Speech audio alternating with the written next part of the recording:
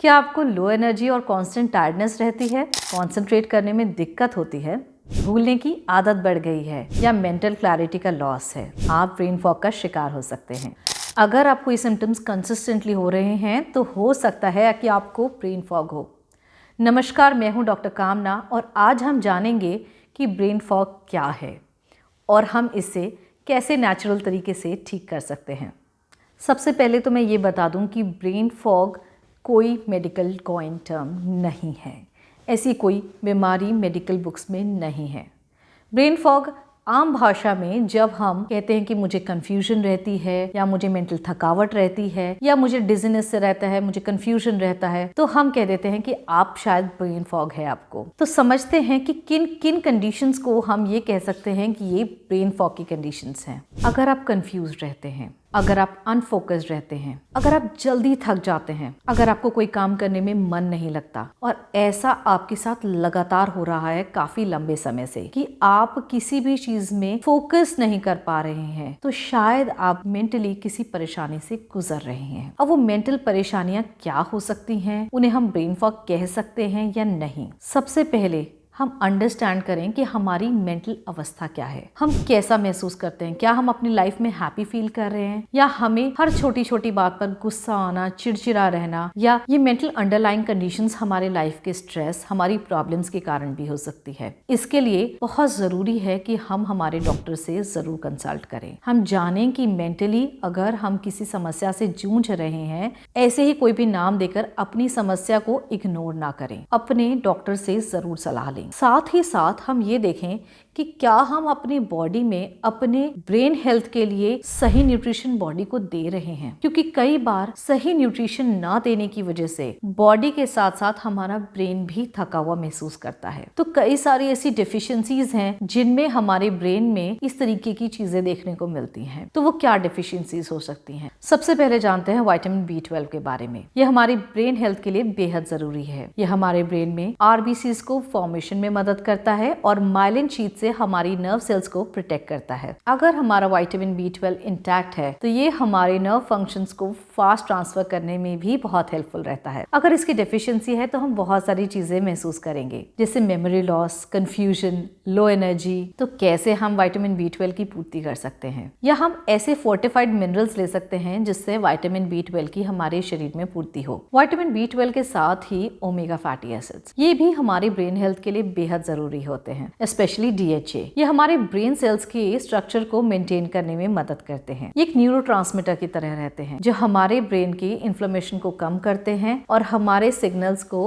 अच्छे से ट्रांसफर करने में मदद करते हैं। और अगर इनकी डेफिशिएंसी हो तो ये भी बहुत सारी प्रॉब्लम्स क्रिएट कर सकते हैं, जैसे brain fog, memory loss, poor thinking, anxiety, slow thinking और increase inflammation in the brain. तो कैसे हम अपनी बॉडी का ओमेगा 3 फैटी एसिड्स सप्लीमेंट पूरा कर सकते हैं? हम बाहर से ओमेगा 3 सप्लीमेंट्स तो ले ही सकते हैं, लेकिन अगर हम नेचुरल तरीके से लेना चाहें तो chia seeds, flax seeds, fish, mackerel, अगर अब वॉलनट्स, इन चीजों का हम अपने डाइट में सप्लीमेंट करें तो नेचुरल तरीके से भी हम ओमेगा 3 एसिड्स को सप्लीमेंट कर सकते हैं। आगे बढ़ने से पहले अगर आपने हमारे चैनल को अभी तक सब्सक्राइब नहीं किया है तो हमारे चैनल को सब्सक्राइब करें और नोटिफिकेशन का बेल आइकन प्रेस करें ताकि आपको हमारे चैनल के सभी वीडियोस सबसे पहले मिलें। तो अब बात करते हैं मैग्नीशियम की। मैग्नीशियम हमारी बॉडी का एंटी स्ट्रेस मॉलिक्यूल है। यह हमारी बॉडी के ATP रिलीज करने में भी मदद करता है, जिससे एनर्जी की प्रोडक्शन बढ़ती है। लेकिन मैग्नीशियम की डेफिशिएंसी से क्या प्रॉब्लम्स हो सकती हैं? पुअर कंसंट्रेशन, एंजाइटी,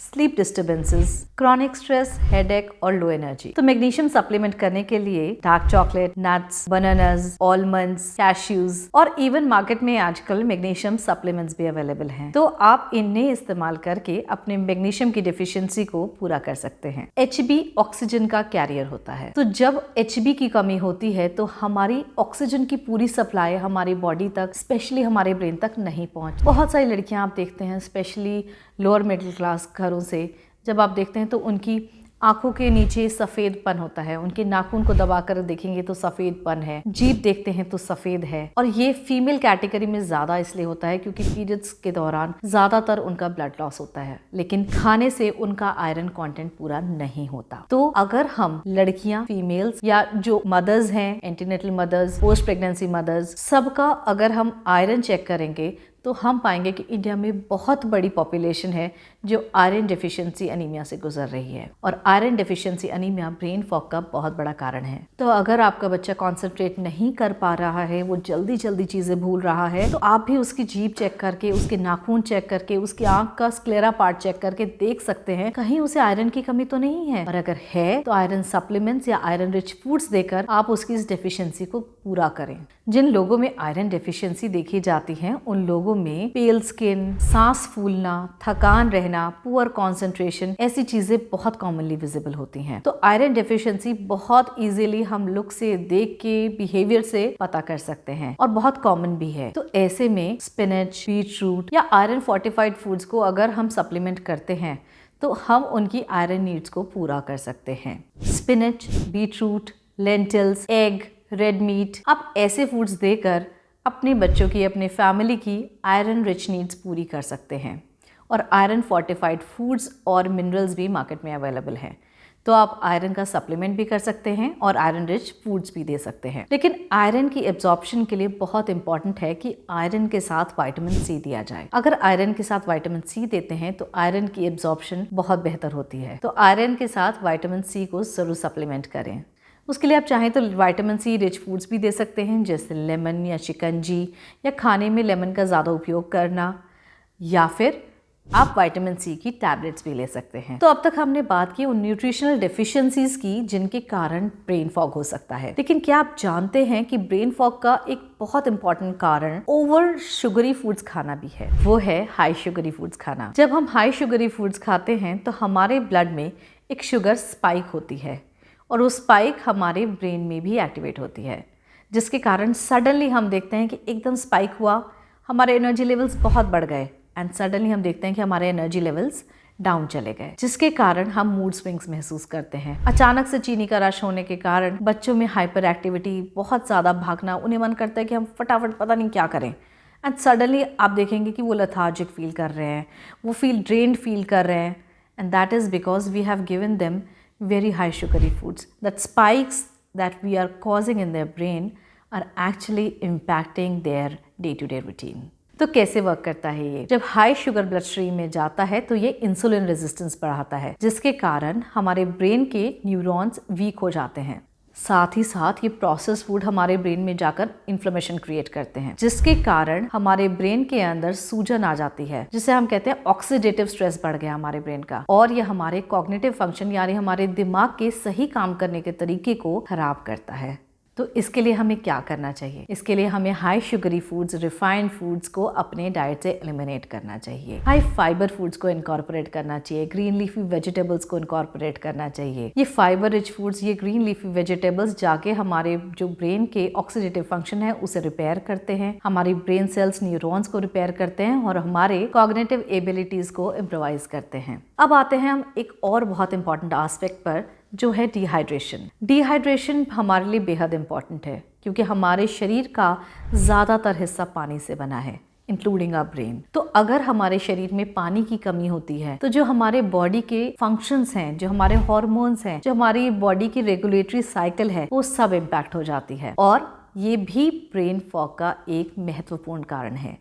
तो हमें अपने डिहाइड्रेशन को मेंटेन करने के लिए फ्लूइड्स को ज़्यादा से ज़्यादा लेना है और सही तरीके से लेना है, यानी अपनी बॉडी की हाइड्रेशन को बनाए रखना है। अपनी बॉडी की हाइड्रेशन को मेंटेन करने के लिए दिन में 8 से 10 ग्लास पानी लें, कोकोनट वाटर लें, डिटॉक्स ड्रिंक्स लें, और ज़्यादा से ज़्यादा रिच वाटर रिच फूड्स को अपने डाइट में इनकॉर्पोरेट। अब हम बात करेंगे क्रॉनिक स्ट्रेस की। जब हमें क्रॉनिक स्ट्रेस रहता है, यानी लगातार हम चिंता में रहते हैं, तो ये भी हमारे ब्रेन की फॉग को, यानी ब्रेन के वर्किंग एबिलिटीज़ को इम्पैक्ट करता है। जानते हैं कैसे? ज़्यादा स्ट्रेस लेने के कारण हमारे ब्रेन में कॉर्टिसोल नाम का हार्मोन रिलीज होता है, और ये हार्मोन हमारे प्री फ्रंटल कॉर्टेक्स को इम्पैक्ट करता है, जिसके कारण हम हमारी डिसीजन मेकिंग, हमारी रीजनिंग पावर को सही से इस्तेमाल नहीं कर पाते। स्ट्रेस रिलीज़ करने के लिए बहुत इंपॉर्टेंट है कि हम मेडिटेशन करें, माइंडफुलनेस टेक्निक्स का इस्तेमाल करें, ज़्यादा से ज़्यादा टाइम नेचर के साथ बिताएं, ताकि हम स्ट्रेस फ्री महसूस करें, अपनी नींद को पूरा लें, सही समय पर सोएं और सही समय पर उठें। अगर हमारी स्लीप डिस्टर्ब होती है तो बीटा अमाइलॉइड नाम का एक टॉक्सिक प्रोटीन रिलीज़ होता है, जो कि हमारी ब्रेन साइकिल को इम्पैक्ट करता है। तो हम अगर नींद को भरपूर लेते हैं तो हम उसको रिड्यूस कर सकते हैं और अपनी स्लीप साइकिल को रेगुलेट कर सकते हैं। तो स्लीप साइकिल को रेगुलेट करने के लिए ज़रूरी है कि हम ठीक टाइम से सोएं और हम अपने स्क्रीन टाइम को कम करें। कि हार्मोन्स कैसे हमारी ब्रेन फॉग को इम्पैक्ट कर सकते हैं। अगर हमारी हार्मोनल साइकिल डिस्टर्ब्ड है, जैसे अगर ईस्ट्रोजन प्रोजेस्टेरॉन साइकिल हमारी इम्पैक्टेड है, या हमारे कोई कॉर्टिसोल्स बढ़े हुए हैं, या हमारा इंसुलिन बढ़ा हुआ है, हमारे बॉडी के कोई भी हार्मोन्स अगर डिस्टर्प्टेड हैं तो वो हमारे ब्रेन पर असर डालेंगे, हमारे ब्रेन फॉग का कारण बन सकते हैं। तो उन सभी को रेगुलेट करने का एक सिंपल तरीका है कि अगर हम फिटनेस के लिए अपनी हल्की एक्सरसाइज 30 से 40 मिनट रोज़ की माइल्ड एक्सरसाइजेस करें तो हम अपने इस हार्मोनल बैलेंस को मेंटेन कर सकते हैं। ब्रेन फॉग का एक बहुत इंपॉर्टेंट रीज़न इंसुलिन रेजिस्टेंस भी है। तो अगर आपके बॉडी का इंसुलिन लेवल्स इम्पैक्टेड हैं, इंसुलिन लेवल्स बढ़े हुए हैं, तो वो भी आपके बॉडी के लिए ब्रेन फॉग क्रिएट कर सकता है। तो उसके लिए क्या करें? कार्ब कम करें और हाई प्रोटीन डाइट लें, LCHF डाइट जैसी डाइट फॉलो करें, साथ में थोड़ा एक्सरसाइज करें ताकि अपने इंसुलिन हार्मोन को आप बैलेंस कर सकें। साथ ही अगर आपका गट फ्लोरा डिस्टर्प्टेड है, अगर आपकी गट लाइनिंग इम्पैक्टेड है, तो अपने गट फ्लोरा के लैक्टिक एसिड बैसिलस जैसे बैक्टीरियाज को बैलेंस करने के लिए प्रोबायोटिक्स को अपने डाइट में एंगेज करें। अगर आप मोबाइल्स का ज़्यादा यूज़ करते हैं, आपके घर में वाईफाई है, तो ऐसी इलेक्ट्रोमैग्नेटिक वेव से बचने के लिए अपने मोबाइल को एयरप्लेन मोड में लगा कर रखें, वाईफाई को बंद करके सोएं, क्योंकि इन वेव्स का भी ब्रेन पर बहुत इम्पैक्ट होता है। Last but not least, EMF, electromagnetic exposure. तो अगर आपका वाईफाई या मोबाइल या इन चीज़ों से जो एक्सपोजर है वो बहुत ज़्यादा है, तो डिजिटल डिटॉक्स करें, कम से कम मोबाइल का इस्तेमाल करें या कुछ टाइम के लिए सारी डिजिटल चीज़ों को दूर करें। और हो सके तो रात को सोने से 2 घंटा पहले स्क्रीन टाइम बिल्कुल बंद करें, वाईफाई बंद करके सोएं, फ़ोन को एयरप्लेन मोड पे लगा के सोएं। तो अब तक आप जान चुके होंगे कि ब्रेन फॉग कोई एक बीमारी नहीं है, ये बहुत सारे लक्षण हैं जो मिलकर कभी ना कभी कोई एक बीमारी क्रिएट कर सकता है। तो इसके लिए कोई एक पिल या कोई मेडिसिन नहीं आपको दी जा सकती जिसे आप एक दिन में लें और वो ठीक हो जाए। ये बहुत सारी चीजें हैं, जैसे आपको अपनी न्यूट्रिशनल हेल्थ का ध्यान रखना है, अपने हॉर्मोन्स को बैलेंस करना है और इलेक्ट्रोमैग्नेटिक वेव से अपने आप को बचाना है, प्रोसेस फूड्स को कम करना है, हाई शुगरी फूड्स को कम करना है और एक सही लाइफस्टाइल, बैलेंस लाइफ जब आप बनाएंगे, एक बैलेंस तरीके से जब अपनी लाइफ को जिएंगे, तो आप देखेंगे कि बहुत मेंटल क्लैरिटी, अपने ब्रेन के सारे ब्रेन फॉग जैसी आप समस्याओं से बिल्कुल दूर रहेंगे। तो अगर आपको मेरी ये वीडियो पसंद आई हो तो चैनल को लाइक करें, शेयर करें, सब्सक्राइब करें। धन्यवाद।